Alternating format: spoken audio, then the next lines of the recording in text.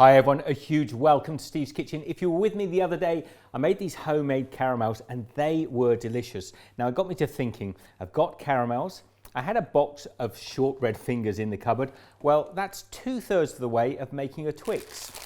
A little bit of melting chocolate. Let's get on and make some homemade, simple Twix bars.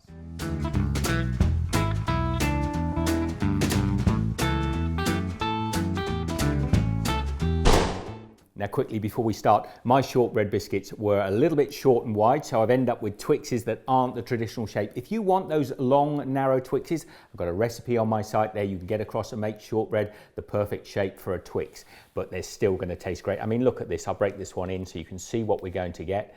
Look at that wonderful toffee inside. Really doesn't matter what size they are. They taste great. So here I've got a 9-inch square baking tray, and I'm just going to smear the inside of this tray with some butter. Now the butter is only there just so that it holds my greaseproof paper in the tray. Next we're going to take these shortbread fingers and we're just going to lay them in the bottom of the pan. And now what I've done is I've made my shortbreads as close as possible, and I've used a few extra shortbreads around the edge just to sort of squeeze them up nice and tight like that. Next we need to melt our caramel.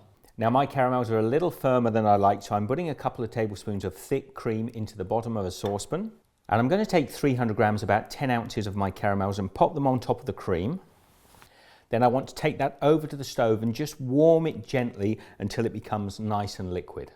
Now I don't want to overheat that caramel, so I've taken it off of the stove before it's completely melted, and I'm just letting the residual heat melt that down until I get a lovely smooth toffee. So you're going to end up with this wonderful, rich, slightly runny caramel sauce without any lumps in it. We need to take that caramel now and pour it over the top of our shortbread. I'm going to use my spatula and just ease it up to the edge and get all of these fingers covered. Now that is what I'm looking for, a nice even coating of the caramel over the shortbreads that are laid flat. Now we need to let this completely set. You can pop it in the fridge for a short while, but it won't take too long until it's firm enough to touch. Now I've got a 375 grams, that's about 13 ounces of melting chocolate. Just going to pop that into a glass bowl. Now you can do this in the microwave if you like. I like to do it on a pan with just about 1 inch of water on. And I'm just going to heat that on the stove until this chocolate is completely melted. Now the reason I do it in a double boiler like this is because there's less chance of it burning. And look at that, that's beautiful and molten now. Now I have some of this coconut oil, and what it is, it's like a solid coconut oil, and I'm going to put a tablespoon of that in there now. That'll just help with the viscosity of the chocolate when I'm coating things. I'm going to let that melt in there. Now I've gone and got that out of the fridge, and you can see it's set beautifully, and these extra little shortbreads will actually slide out, or they may slide out for you. And then what I want to try and do is lift the whole thing out like that. Lay it down on the side. Just going to take those extra little bits of shortbread off there now. I'm going to flip that over so I can see the shortbread from this side. Then what we want to do is to take our knife and we can cut down between each of the shortbreads and all the way down through the toffee. So if you wanted to, you could pull them out like that, but I'm not going to. I'm going to leave them laying on the paper for the moment. What I'm going to do is I've got my molten chocolate here. I've got a silicone brush, or any brush will do, and I'm going to paint some chocolate on this side of each of these shortbreads. Now bear in mind this is the back of our Twix bar, so we're not too worried about the finish on them, but I'm going to let them completely set now in the fridge again. So now that chocolate has gone nice and firm, and I'm just going to run the knife through there again, but this time I'm happy to separate each of the bars. So we're lifting each one of these off and we can turn them over. We are going to be having them that way up now.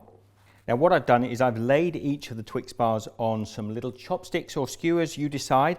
I've put them over the baking tray that I was using earlier on. I'm just going to lay them out like that. And then what I'm going to do is I've got a spoon and some of my chocolate here, and I'm just going to pour it over the top of these Twix bars. Not going to be too precious about how it goes on.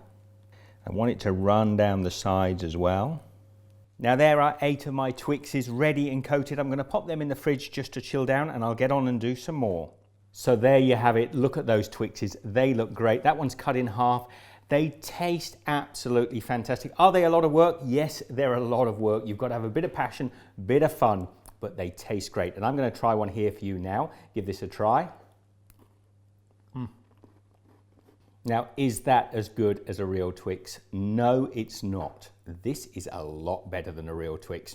A lot of work, but if you were to try and wrestle one of these out of my hands for 3 or 4 Twixes, you're not going to win. These taste great.